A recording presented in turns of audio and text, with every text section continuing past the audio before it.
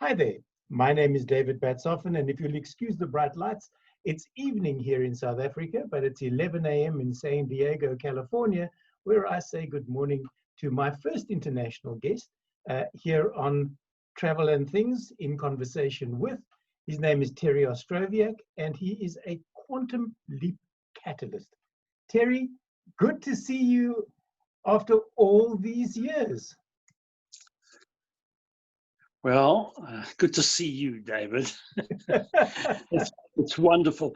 The interesting thing is, if that's a first response, the first thing that you would say, have I lost my South African accent? No. Well, that was the first lesson that I had. We've lost your audio, Terry. You want to get that back again? Yeah. Okay, there we go. You're back. So you were saying about your accent. When I left South Africa in 1987, I went to live in the Netherlands. Right. And I found that progressively over a period of time, my accent, my South African accent, changed slightly. And the reason was because over a 12-year period living in Europe, and I really traveled a great deal during that time, but I had to make myself understood in a country where English wasn't the primary language. Right. I'm not only talking about the Netherlands now, all the other countries that I visited as well, except when I went to England. Maybe even there I had to change. I was going to say, England's the worst, Terry. Nobody there speaks English. Well, you're quite right. Actually, one day I was in the south of England. I had just arrived to visit a friend of mine, and I asked directions from a woman on the street. And the moment I opened my mouth, she said, "Oh, an Antipodes accent you have there. Antipodean," she said, "you must be." I don't know if you know what an Antipodean is. Yes, it's from Australia. It's Australian. Or New Zealand. Or New Zealand, yeah. It's sort of... No, not exactly. I'm a South African. But I had to make... Sorry, I interrupted you. I had to make myself understood. Really, that's what it was. So I found myself speaking much more clearly than I would normally, slowed down a little bit, and enunciating words very carefully so that everybody would understand. Would understand you. How many languages did you pick up? I know you lived in, 25 countries in the years since I last saw you? I traveled and talked and ran programs and worked in many of these countries, but I didn't live there. You know, the interesting thing about living in the Netherlands is that it's right in the central part of Europe, well, travel-wise. Yeah. I lived about 15 minutes from Schiphol Airport, or as they say, Schiphol Airport. And it meant that many times I could leave home at 7 or fly out at about 7 o'clock in the morning from Schiphol, and I would be in Stockholm at about 10 o'clock, and I could have really a pretty good full day's work, and then fly back in the late afternoon. And I did that week after week after week to either Stockholm or Oslo or to Copenhagen or to, well, wherever. And I was in London a lot of the time as well. And that was only about a 45-minute journey. That's all it was. How do you feel now with where we sit with COVID-19, with lockdown, not being able to travel? Are you glad that it was pre sort of March, April? Was your travel, has it slowed down, or are you still traveling on a regular basis? No, I'm traveled out. Let's put it that way. No, you can never be traveled out, Terry. I'm sorry. Well, I was in airplanes and I was in airports so many times during that period that I was away from South Africa. Even when I was in South Africa, I was traveling too. But I eventually got to a point where I said, travel has become so universal, and that just about every Tom, Dick, Harry and his dog or her dog, to be politically correct, had to be taken care of or had to be faced. And eventually I just got to a point where I said, if I don't have to travel, I'm really not going to miss it. So at this moment, I'm not missing it at all. Just looking behind you on your bookshelves, I love sort of, I don't want to say scrounging through people's bookshelves digitally, but I can see some old, what looks not are they Betamax or are they VHS tapes? Because I'm sure you could sell those to an antique shop, Terry. Really? Yeah, that's a story on its own. No, they actually are PAL tapes, and they were done in I suppose in the Netherlands mainly. Those tapes. I mean, I may have one or two beta tapes around. It's possible. Okay. But I had a Betamax when I was in South Africa. I remember those PAL tapes because they weren't. And it was the NTSC ones, which was the American format, which wasn't compatible with South Africa. And if you tried to play one of theirs in one of our machines, you normally ended up with the Jolly Green Giant because skin tone came out green, which led to some interesting movies. The first thing that I bought when I came to the United States was a conversion box, call it. Right. It would play either PAL or Betamax or American versions or NTSC versions. So there was no problem with that. So initially I had to do that. That's true. And then afterwards, of course, there's a universal standard now. Now, let's go back some years to when you still lived and worked in Johannesburg. You ran a Dale Carnegie franchise. I'd met you before then because you'd spent some time in my parents' home in Port Elizabeth over the years. I then moved to Joburg, and that Dale Carnegie course changed my life in more ways than one. Forget going to the army or any of that. I think every child, when they leave school, the moment they matriculate, forget going to university, you go and do a Dale Carnegie course, and then you walk away and you can go and face the real world out there.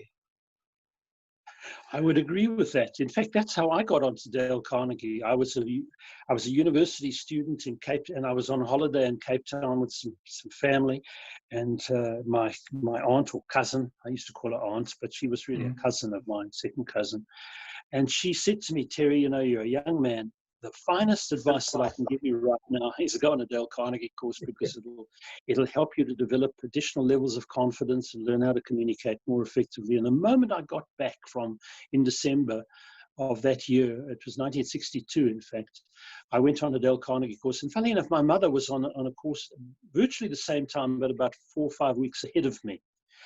And when I went on it, I said to myself, this is what I want to do for the rest of my life. I knew exactly that was the place. Yeah. And I didn't go immediately, but I volunteered to be an assistant to the instructors. And I would do that at night. Sometimes I'd work on more than one class at a time, helping the instructors because they said I was too young to do anything else. Right. And after a couple of years, I walked into a Dale Carnegie office because I was in a family printing business at that time. And I walked in, and the head of Dale Carnegie at that time, Bob Hopkins, said to me, commonly known as Hoppy, many people will probably know him, said to me, Terry, I knew you were coming in today. I said, how is that possible? I didn't call. He said, well, I just left a message for you at your office to tell you to come in and see me. I need some printing done. I said, well, that's amazing. And he said to me, but not only that, I want you to come and work here. But that's not all. Doing what? Yeah, I said, doing what? He said, I want you to help to promote courses and to stand up and give presentations, demonstration meetings that are advertised in the papers. And it was a bit horrifying at first. I mean, I was very young at the time, 24 or so. And I went back to the family business and I said, you're not going to love me, but I'm leaving. Thank you and goodbye.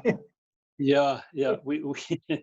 I'm going to work at Dale Carnegie. And of course, my parents said to me, you need to get a real job. It's not stuff.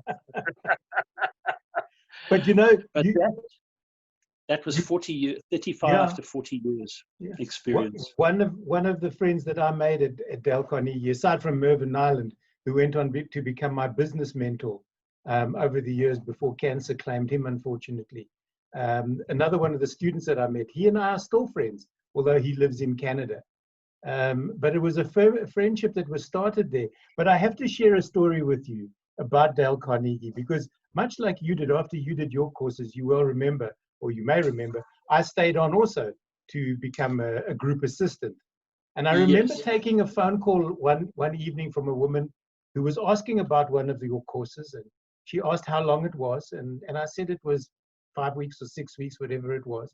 And she said, "Oh, so it's not 3 months." And I went, "No." Oh, she'd first asked me, like, "Is Bob there?"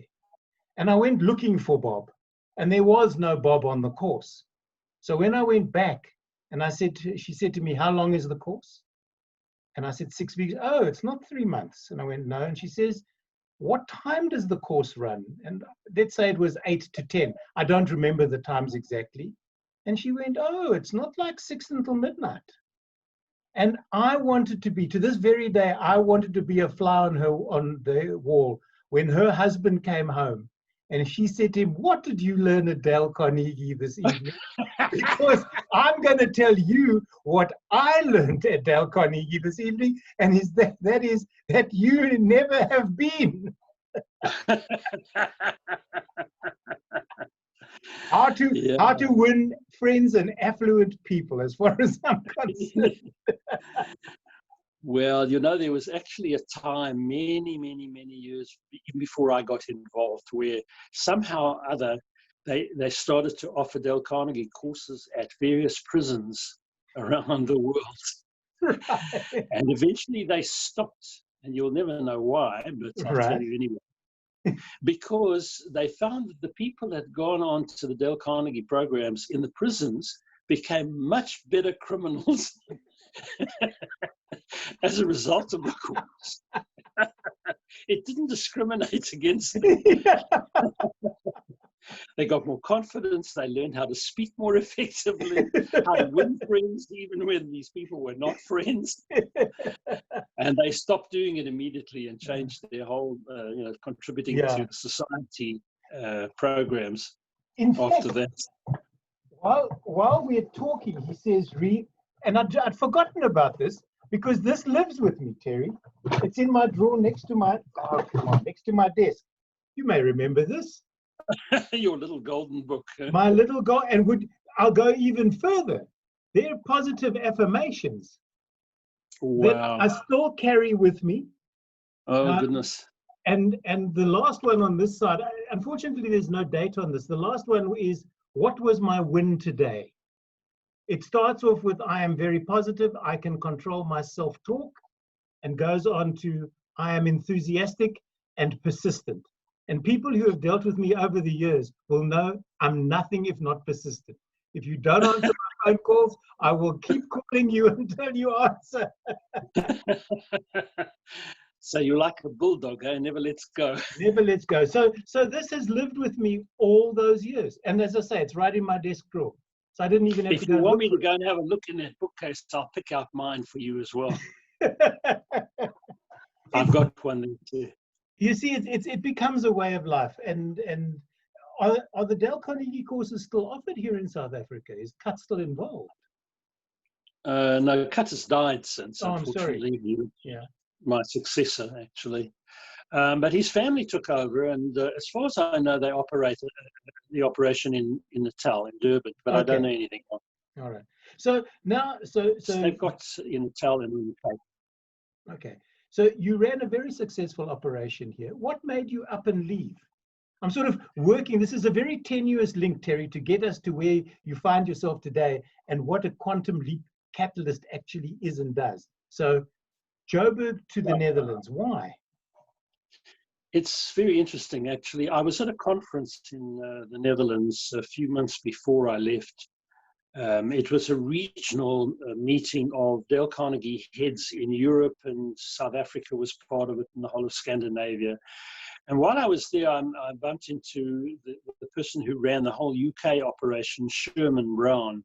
Mm. And Sherman said to me, I'm setting up an operation. Used to work, it had a Dutch operation at one time. But he said, I wonder if you'll come in and work with me. I heard that you were thinking of leaving. would you come into the Netherlands for a while, maybe a couple of years, and just help me set up the operation in the Netherlands? Right. And he, like you, was very persistent, and we were really good friends. So we were in exactly the same positions. They called us sponsors. I was a sponsor for Dale Carnegie, which meant that I owned the license. It wasn't really a franchise in those days. Today it is a franchise. But so I had the license for the area. And he said, well, would you consider that? And I said, well, at least that's an offer. I was thinking of going to the United States, but I decided that the Netherlands would be a good hopping off point. My wife wasn't too excited about that at the time. But, you know, I'd been a sponsor at that time for about 12 years. My wife was lecturing at UNISA, University of South Africa, and had been there for 12 years right. in the departments. And she said, you know, Terry, it's time for us to spread our wings and see if there's other opportunities in the world. What do you think? And I said, well, I would be thrilled to do that. My wife originally was a flight attendant on an airline when I first met her. So she always had this travel bug in her. And I hadn't traveled anywhere, actually, when I first met her. Boksburg? And she Boksburg, Benoni, Brakpan, Springs? Yes, probably. Yes, Swaziland. Lesotho. Things like that. Yeah. And funnily enough, I'd been to Rhodesia, what was Rhodesia, Zimbabwe in those days. In fact, I did my instructor training program in what was then Salisbury, today Harare. Yeah. And that's when we started off, and that was where I started off. So I said, well, let's do that. That sounds exciting. It had nothing to do with any political considerations at all. Yeah. It was just the two of us deciding we wanted to try out something new. And our kids agreed, and off we went to the Netherlands. I didn't know how long I was going to be there. The first year I went alone, actually. My family, my oldest daughter was finishing off matric in Greenside, South Africa, in Johannesburg, and so we kind of talked, and I commuted every 6 months, or she came to visit me, and then the whole family came about 12 months later. Okay. That was in 1986. Yeah. Did you have to learn to speak Dutch?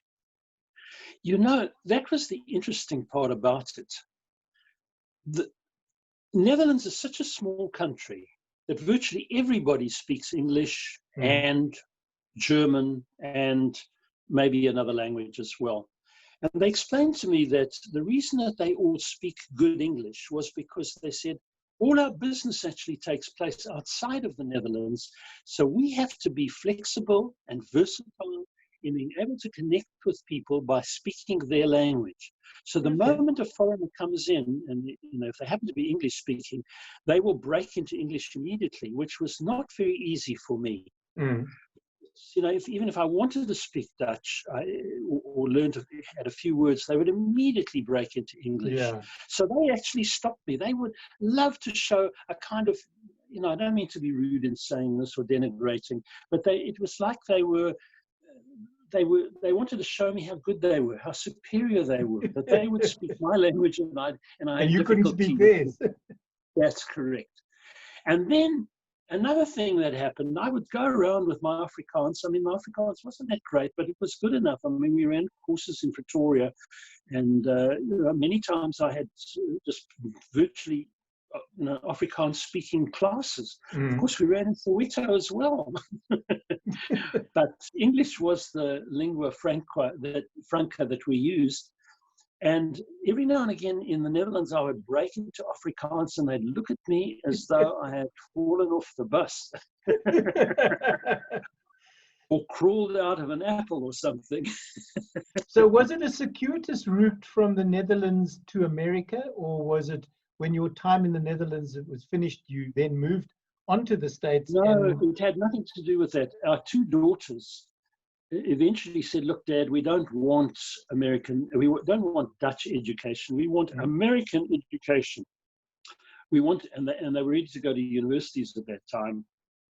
And of course, American PR and American advertising and communication is so prolific that they had this world view that the place to be was the United States. and one went to do a master's degree in San Diego, and then the younger daughter, who was actually in London at an American university in London, of all places, followed her. So our two daughters were in America.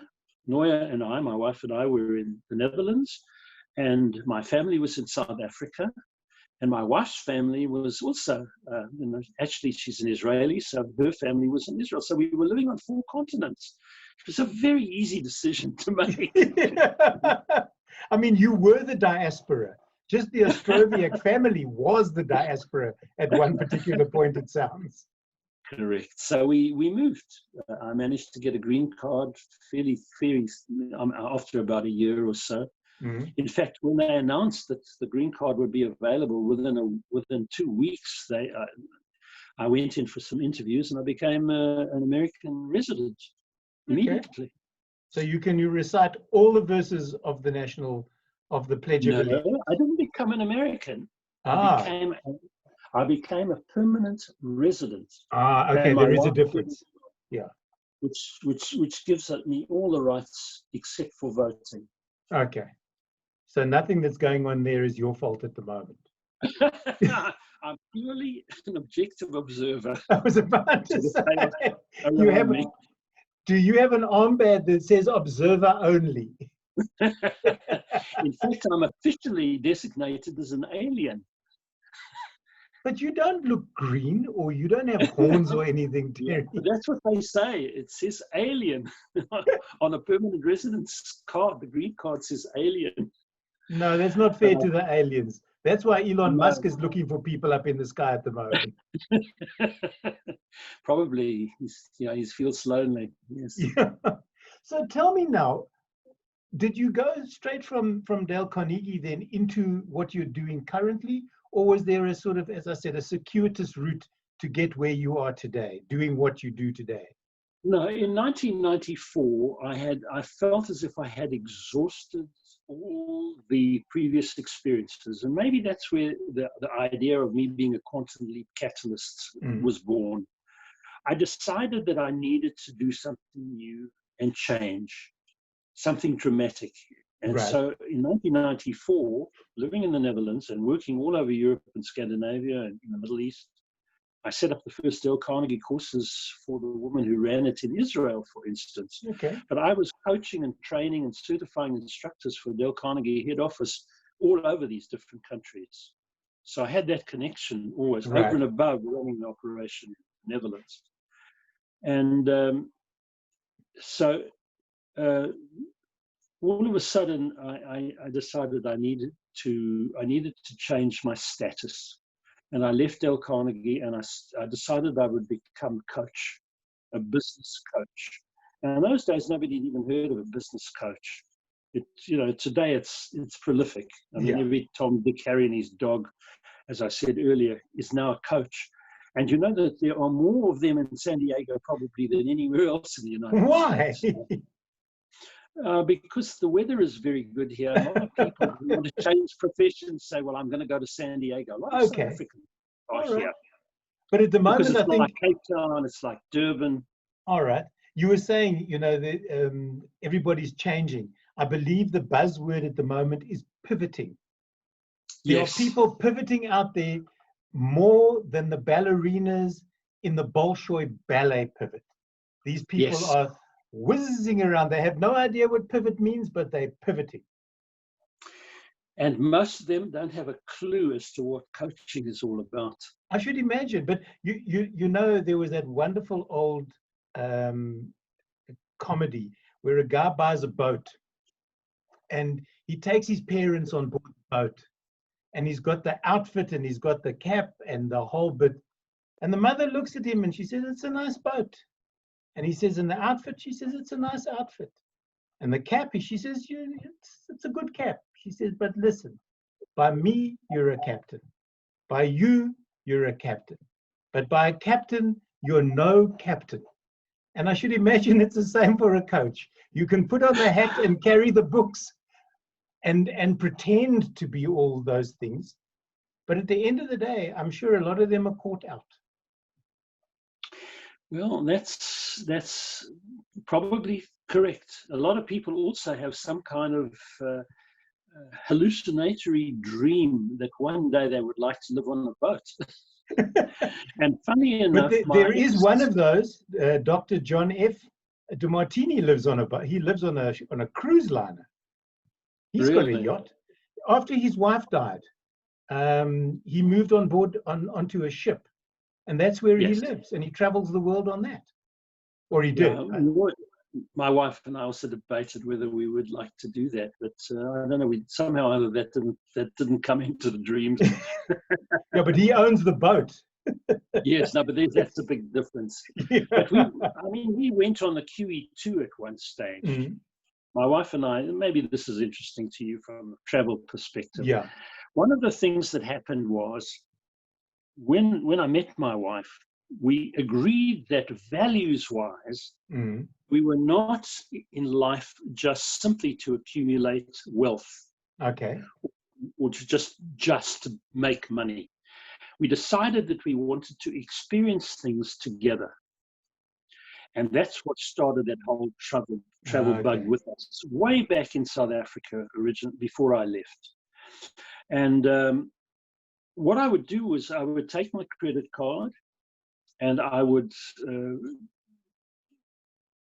build into it a certain amount of capital that I needed initially, and then we would travel.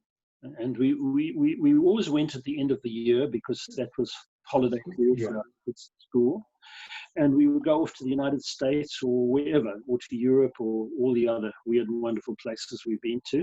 Yeah. But we had very little money, I'll be frank with you. And when came the end of the year, and then what would happen, and we would get another credit card and we would put everything on it for that year, and we would start paying it back and completing all the debt we had. We didn't have a lot of debt, it was just on the credit card, and they had a bank that would allow us to pay it off monthly. So we would pay off 12 months and get to the end of the year and we paid off everything, and then we said, okay, what's our next trip? Our next adventure. And that's wonderful. how we would do it. And people used to say to us, goodness, you must be so wealthy that you can travel all the way that you did. You're always somewhere else. How could you possibly manage that? Where do you get the money from? I said, travel is actually so easy, you can't believe it. And then I would tell them what I'm telling you right now. Yeah. And that's how we did it for year after year after year. We just didn't have any money. Yeah. So we never ever invested the money that we had in a fancy house or luxurious material things. We just spent it on travel. And we did it with our children from very young.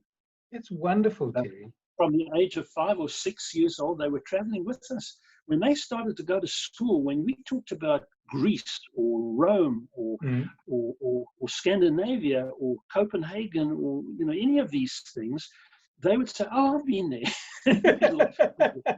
As we would say, these little fishes. That's how they would talk. And they were as comfortable doing. I mean, it was just amazing. We'd watch them on the airplanes when we were flying, and they were walking down the aisles, chatting with everybody. They were so confident of them, probably because of the way that we brought them up. Yeah. We just had wonderful times together. I'm because sure of that. Do you have like one special family memory that you could share of a particular place that you went to that was meaningful? Although in the beginning it wasn't going to, but in retrospect it did turn out to be, I don't know, some sort of watershed in your travels. Yes, not necessarily family oriented, but certainly my wife and I. The best place that we enjoyed the most, if I had to rate anything, was a place that my wife took about 4 years to persuade me to do it, until she eventually blackmailed me and said, "Look, I'm going. Do you want to come with?" That was her motivational speech to me. Can I put up, like they taught us at Dale Carnegie, you always put your hand up first. Been there, done that. And we went off to Antarctica. That's on my bucket list. It always has been, Terry, really and truly. So a few years ago, we went from San Diego to Dallas. From Dallas, we flew to Buenos Aires in Argentina. And then we took not a small plane, but a fairly small plane down to Ushuaia at the bottom of South America. Yep. Ushuaia is an amazing place. Primitive people used to live in that area, overlooking the Bering Straits. And we took a boat, a ship, I would call it. It was a Croatian ship with a Croatian captain, and only there were 50 crew members on it, and only 27 passengers. So it wasn't a huge luxury liner, but the food was magnificent. They had an Austrian chef there, a Germanic kind of individual, I would say, Teutonic, who cooked magnificently. And we met such interesting people on that trip. And then we went around from island to island, all the tips of Antarctica. And it was just mind-blowingly beautiful and pristine. And of course, nobody lives in Antarctica. You can't live there other than explorers, not explorers, other than scientific people. And actually, some of the guides that took us on the tour were marine biologists and glaciologists and marine life-ologists, and everything. Anything that had an ologist behind it. We'd get lectures in the afternoon after we had been traveling. It was just really a remarkable experience. Did they do off-ship excursions, like onto Antarctica? Were you able to step onto the continent? Every day. Absolutely, that's what we did. Okay. We stood around in the snow, and there wasn't snow. It was around the 5th of December. That's midsummer for that time.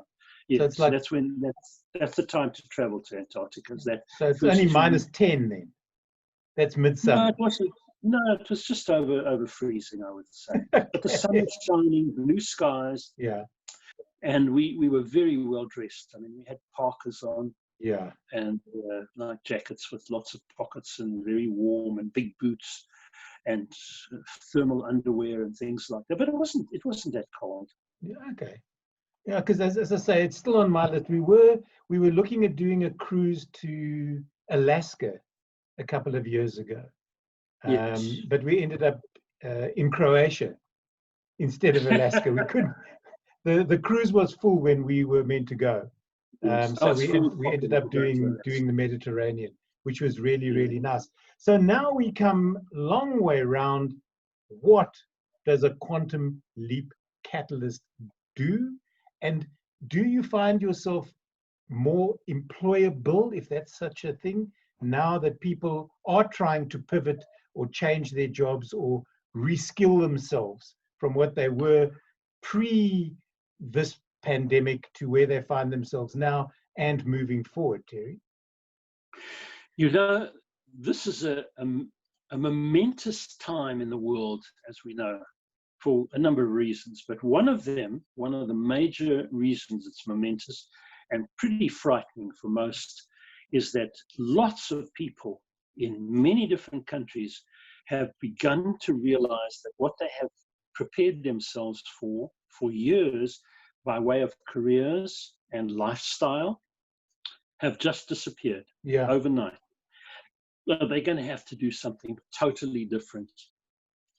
Look at all the restaurants that are not going to open again. The hotels, for instance, and businesses of all kinds. But Terry, even somebody as highly qualified as an international pilot, all of those flights have been pulled back. So they've also perhaps got to reskill themselves. Absolutely. And this is the moment.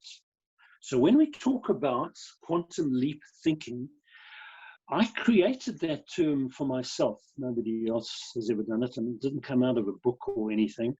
One day I just sat down and said, what do I really do? What sort of effect am I trying to have, and what value is what I'm doing for other people? Right. Now, first of all, I'll make a distinction as to what the distinction is between a coach on the one hand and a consultant or a therapist or a counselor. All those different professions seem to be the same as coaching. So when I said to people, I'm a coach, everybody said, oh, I know what that is. like a sports coach. Yeah. No, not really. They said, well, are you a mentor then?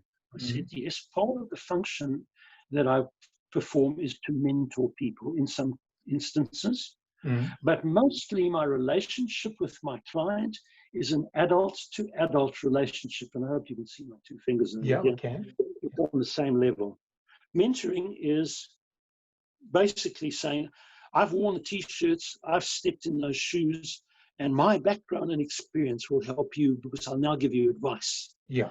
Coaches are not supposed to be giving advice and not supposed to be talking down to their clients. Okay. A coach, a person who really understands the coaching process would say, this is a sort of an adult-to-adult process where the coach learns as much from the experience as does the client.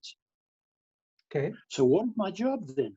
My job as a quantum leap catalyst, and I changed the word from coach to catalyst to say, like a chemical term, I'm one element in the chemical equation. My client is the other element. If the two of us mix well together, adult to adult, and are open-minded enough to learn from one another, a third element will come out of the process that wasn't there before and that neither one of us could actually attain without the other. Okay. So as a catalyst, that's what catalyst is, a catalyst in the chemical way of thinking.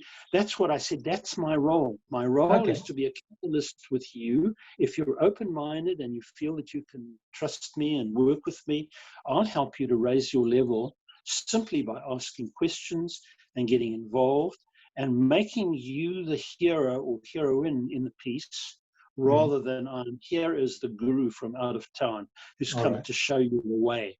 The light. Yeah, okay. So I are like, you? I like to make that's my role. All right. Now, I understand that, and I like that terminology because that's exactly what catalysts do. They're enablers. Yes. So, is your work all online, or is it do you find that you have to work one-to-one, or could you do something if somebody is now sitting in Johannesburg listening to you and are talking and going, oh, that might be a good idea? Are you able to do that sort of catalyst work? 99% of what I do today was through Skype, and certainly could be through Zoom. We give Zoom a bit of publicity here, or even on the telephone if necessary. And I'll be quite frank with you and tell you that that maybe even without a picture, without a visual's interesting because you can see the responses from people on the other side. Audio aspect of it makes people focus more intently on the words that are being used. Okay. And the chances are that they will relate emotionally even better rather than be distracted by what's on the wall behind me. I'm trying to see what you're talking. I want to look at your books. They're distractions, actually. Yeah. But that's now, does this work across the board? Does it have to be a business like a restaurant or something, or could it be something as simple as, let's say, my Travel and Things blog? I now want to ramp that up. Could I say to you, Terry, how do I make my brand better than it is, or change it in a way that would get me more readers? Absolutely, David. That's essentially the point. I actually create a very I won't say intense, but very committed relationship, an accountable relationship with my clients. So if they're individuals or groups, or if I do it online in a video, or I do it just on the phone, I've had clients over the years in many different countries, from Shanghai in China through to a Japanese accountant in Los Angeles who also ran a restaurant, a Japanese restaurant near Pasadena in Los Angeles, to people in South Africa. And so I've worked with them, and then I've worked with people all over Europe and Scandinavia and Israel and all over the place. Now, you say... So I do both. So it can be groups and it can be individuals. You say it's a committed relationship. what sort of time period are we talking, Terry? Is it a quick fix saccharine, like some of these motivational speakers? They'll come into your office, they go rah, rah, rah, and while you're sitting in the boardroom, everybody's going, yes, yes, yes. And then the doors open and No. you go, what the hell was the last hour all about? Don't remember Yes. a thing. No, it's not designed to be a feel-good exercise. And I'll make another distinction for you. Coaches are designed to help people to stretch themselves Okay. and challenge them to do things they wouldn't do on their own. Sometimes that can be painful, not because I was rude or aggressive with them, but because they suddenly realize that they've got to step out into the unknown and get out of their comfort zone and expand that comfort zone into all other areas, which is so primal today. Not primal, but so prime in their, should be in their thinking, because how are they going to grow and develop if they don't do that? You know, I just want to share with you something. Like I pulled out that Dale Carnegie book. There is a piece by Guillaume Apollinaire that has lived in my wallet. You can't really see it for hundreds of. Okay, Yeah. so I'll read it to you. It's lived in my wallet probably for 20 odd years, and it says, and it taps into exactly what you're saying about step out of your comfort zone. And it says, "Come to the edge," he said. "We can't, master. We're scared. Come to the edge," he said. "We can't, master. We're scared. Come to the edge," he said. They came, he pushed them, they flew. Freedom is our destiny, yet we fear taking the very step which will carry us into the greatness which is our own true nature. Exactly. Yeah. Oh, that's beautiful. Won't you do me a favor and just I will scan it and send it to me? Thank you. I appreciate it. As I say, it's lived with me, and that thought process has lived with me, because you know, I don't want to. I've got goosebumps from what you just did. I normally burst into tears halfway through that. I don't know how I got through it. But you know, FDR said it better than I did. He said we have nothing to fear except fear itself. All those years ago, and that's the problem. And you mentioned it earlier, Terry. Yes. You said that we get locked into a cycle, and we're scared to step out. Nothing's going to happen to us. You know, when we were at school, or when you're a child and you put a ball through a window, you may get a hiding. At school, you may get detention. But if you're an adult and you make a mistake, you choose a job path that you don't like, what's the worst that you can happen if you decide to change that job? They can't arrest you for changing your job. They can't hit you for changing your job, and they can't send you to detention for changing your job. But people would rather, and I'm going to use my dad as an example, because he was in the same job for 36 years. And of those 36 years, he hated it for 30. But that's all he knew. And he couldn't push himself out of that comfort zone and into reskilling himself, because that was the 40s and 50s. And that's what you did. You went into a job and you stayed there for the rest of your life. Whether you liked it or not was immaterial, as long as there was food on the table and shoes on your children's feet. That's all that was required. Correct. Let me tell you briefly about Quantum Leap, because that's the other part of the process, and I need to just wrap that part up with the beginning part of it.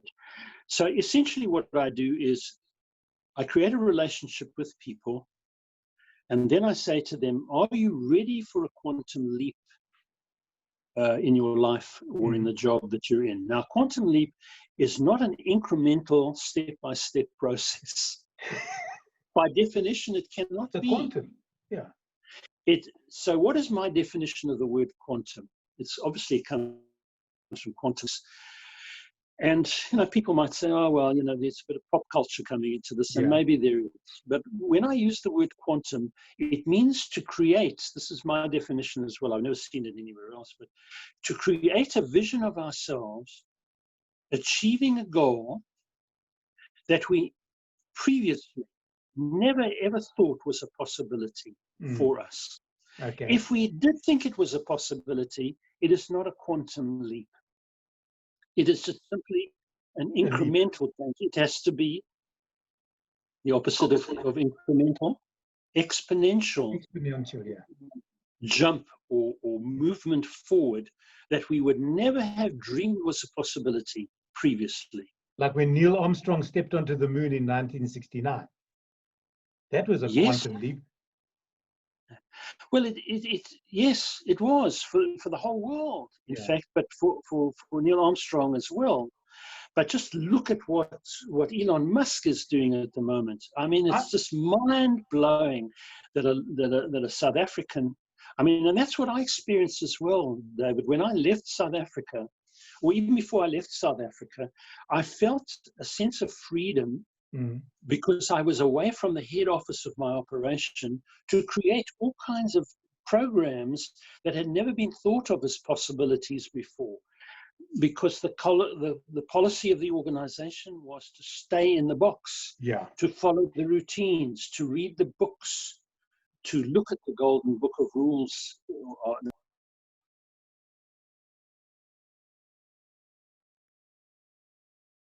I think you bumped your... We've lost Terry momentarily. I'm sure he'll bring himself back. If you've just joined, my name is David Batsoffen, and you can find out more right at www.travelandthings.co.za. Terry, you back with us? Sorry, it's a call coming through on my phone. I just needed I know what happens. They tend to the calls tend to cut off the Zoom. Just thank you. Thanks very much. So you were saying about so the quantum leap, the quantum forward gave me an opportunity, because I was in South Africa, to try out and test out things without being under the beady eyes of the head office. And people in the United States never felt comfortable about doing things like that. They couldn't do things like that. Because I was so far away in deepest Africa, they would say, it allowed me to test out stuff. And then moving to the Netherlands, I mean, whoever thought in their wildest dreams that they would land up in the Netherlands for 12 years. America, yes, maybe, but not in the Netherlands. Yeah, definitely. And my experience was huge quantum leap for me as well. But I learned such a lot from it. It was just absolutely amazing. But again, I want to come back to the relationship that you were talking about. Is there a length? Is this a course, or is it like Dale Carnegie? It becomes a way of life, and you just work through it until you've got out of it whatever it is that you want to get out of it.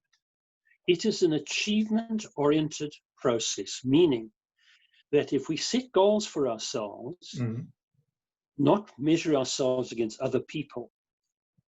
It's a very, very clear distinction that. In other words, if I say, what is it that I'm doing right now? What is it that I would like to, what sort of vision do I have of myself doing something differently in my life? What exactly is that? And what I do is I help people to document exactly what it is and the steps they're going to take to do that. Now, funny enough, when I finish off this call with you, in a couple of hours, I've got a meeting with a young guy that I'm going to be talking with about setting up an alliance with him. He's very good on social media, and he wants to work with me on that and develop the things that I'm working on. And so I'm going to be outside of my comfort zone completely, working with him, and he is with me because he needs some of the skills and background that I've got, and I need the skills and background that he's got. So it's an ideal situation. So what do? I talk to people normally about once a week for about an hour, maybe sometimes a little bit less than that, 60 minutes, 90 minutes. And all I do is ask lots of questions. And I listen very carefully to what they're saying. And very importantly, I ask for permission to coach. I don't coach people unless they will allow me to coach them. What is coaching? It's to ask questions that may challenge them to test themselves out, doing things they normally would not do on their own. They wouldn't even think about doing certain things. There are 100 little things we do habitually every day in our life that maybe if we looked at it more carefully, we'd say, I don't really want to be doing it, but I wouldn't know how to move away from that. And so I help them to look at a way to do that. And then I'll ask them for permission to hold them accountable for a result to be achieved in, say, a week's time, or maybe 2 weeks' time, or a month's time. But it starts with the goal that they share with me. I say, okay, how can we do that? And then I work with them on those goals. And what are the goals? The goals are simple, actually. If you listen to them intellectually, you'd say, what's so special about that? But for each individual, it's a personal challenge, and it's a leap forward for them on all kinds of things. Yeah. But Terry, do you find that now with this pandemic, people are starting to look outside of the box and turn to yourself or maybe others like you to say, how can I rebrand or repurpose myself? Because Yes. I can't do what I used to do. I used to be a restaurateur, and now I can't anymore. So I need to do something else, and maybe turn to you to say, can you give me some sort of guidance as to where I can go from here? Well, just like you said, your father stayed in a job that he hated from the beginning to probably right to the end. Yeah, well, my parents liked me to be an accountant, and I said, no way. I said, it's just not something that I'm capable of doing. So I believe from the age of 18 that every individual has some kind of desire in the back of their minds, or some kind of dream, or some kind of passion that says, that's what I'd really like to do if I was able to do that. And I help them to lift the veil on things like that and say, but this is very practical, and it's got to be functional. It's not a motivational speech. Yeah. It's not that I'm saying, you can do it, you can do it, you can. It's not like that at all. It has to do with, what are you going to do differently in the next 7 days to make this a reality? Yeah. I hear what you're saying, because that sort of, your folks said you must be an accountant. My parents said I wanted to be a game ranger. And you've seen my blog, and you know that I remember you saying that. My specialty is now game lodges. And I'm working towards a qualification. It's only taken me the majority of my adult life to get there, because my parents said you have to have a job to fall back on, which is why I became an electrician. And then years later, I worked with somebody here in South Africa who said to me, talk to me about your background. Tell me about who David is. And I told him, and we got to the point where I said, and I got this qualification to have a job to fall back on. And he stopped me there and he went, why did you have to have a job to fall back on? Why can't you have a job that you can fall forward into? And that was my light bulb moment, Terry. That's where I started actively looking to work with companies that I did a year with a company that trains game rangers. I'm now working with the top South African organization that is the overriding body that trains the field guides. So I'm slowly getting there. I'll never be I don't want to say a jeep jockey. That's wrong. I won't be a field guide, a qualified field guide, but I'm vicariously gaining that knowledge. And as you say, that's what I wanted to do at 18, and here at 66, I'm almost there. Not quite, but almost. Yes, exactly. I mean, I suppose what I wanted to do at one time was be a psychologist. But once I was at university and I saw what the psychologists were doing, and I work with lots of psychologists here in the United States, and they can't do what I do. Yeah. Many of them have forsaken the psychology title, not the work, but the title, and gone into coaching, because there are no restrictions or limitations on what coaches can do. But didn't you weren't you a very good tennis player at one stage? Did you not have aspirations to be a professional tennis player? It came to a point where I had to make a decision for myself. Am I going to focus on the job that I love doing, or am I going to put time and effort into tennis? So I did a little bit of each. I mean, there was one time when I was playing squash 4 times a week and tennis twice a week, like that, on Saturdays and Sundays. Yeah. But I never put in the hard work that you see these tennis players doing today. And I realized if I wasn't able to do that, and I obviously wasn't, because I wouldn't put the time aside for it, the work that I was doing was far more important to me, satisfying, emotionally satisfying and rewarding. And so that's the reason I didn't do that. But I love tennis, and I gave it up at the age of 55 and started to play golf. What handicap? It's not important. I got down to about 9.8 at one time, but slowly it's been creeping up. It's doubled itself now. just I don't have the strength, bodily strength to do as much as I used to, but it's fine. Terry, if people, as I wrap up our conversation, and thank you very much for your time. It's been absolutely wonderful reconnecting with you all these years later. And seeing you gave me, or you and the organization, Dale Carnegie, gave me a step up in the right direction. I have to credit you, and as I mentioned earlier, Mervyn Nyland, who went on to become a very good friend of mine, and his passing saddened me. If people who I view, must tell you, I love Mervyn Island, and he was such an integral part of the operation that I ran. yeah, And he helped me. He was such a creative force. It was just unbelievable. And I did manage to talk to him a few weeks before he died, unfortunately, and spoke to his wife. And yeah, it was very sad to hear that. it was indeed. I in fact actually went to his offices a couple of months before he died. I popped in. I went. The beauty with Mervyn, Terry, and maybe this is a takeaway for people watching this. If you are in business, doesn't matter who you were. You could have been his best friend. If you phoned him in the morning, he would not take your call. His wife Yes. would say, "David, I'll make a note," and Mervyn would get back to you. Yeah, but no, you know the rules. And then between 3 and 4 every afternoon, Mervyn would sit down and he would reply to all his calls. And I said to him at one stage, "Why do you do that?" And he says, "Because if I take every call, it's not a minute or two. It turns into 20 minutes, half an hour, and it takes it out of my time. The people who call me, it's not taking out of their time because I'm giving them. So now he made a conscious decision not to take calls until it suited him. And that's something I try and do. Doesn't always work, but I do try."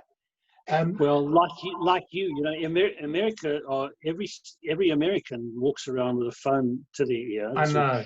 Absolutely addicted, and of course, same in South Africa and all over the world. Yeah. And I don't. I mean, there are many times people call me and I don't answer the phone. Why? Because my phone is upstairs and I'm downstairs. I don't take it. I mean, just as simple as that.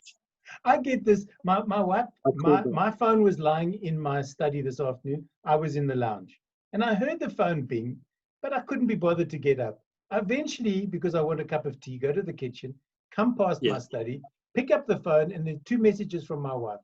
The first one is, "Do you like this shirt? Should I get it for you?" And there was no response to that. So her second message was, "Hello?" ? And the reason, and then she phoned me, and I said, I don't have to. I'm not at your beck and call 24/7. If the phone's nowhere close to me, I'm not getting up. But we are locked into all of that technology. And with that, in wrapping up, Terry, and thanks very much once again for chatting with me. How do people get hold of you if they like what they see, this interaction between you and I, and they believe that it will be of benefit to them and their careers? How do they get in touch with you? They can do it two or three ways. One is to go to my website, which is qlcat.com. Stands for quantumleapcatalyst.com. QLCAT is simply a little acronym that I use because it's easier to write down QLCAT than to write down Quantum Leap Catalyst. If you do that, chances are you'll make a mistake. Or you're going to end up at a really weird site. Yes, well, that's the best way to get me. The other possibility is that you go onto Facebook and you look for QLCAT Catalyst or QLCAT, you'll find it there. Or you can just, I suppose people could call me if they wanted to. They could leave a message for me. I think those two are good enough to get you there. Yes. Terry, once again. Yes, and I've written some books, by the way, that are mentioned on my site as well. Great, and that I should take it. You can get from Amazon and those sort of places. It's on the website if anybody wants to do that. And I've got about 20 podcasts that I record, 22 podcasts that are on my site as well.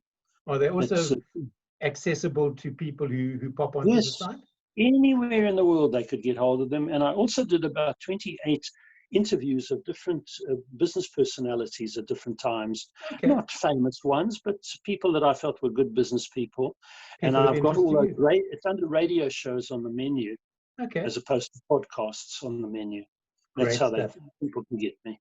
If you were uncertain of what a quantum leap catalyst did before this chat, you now know what they do.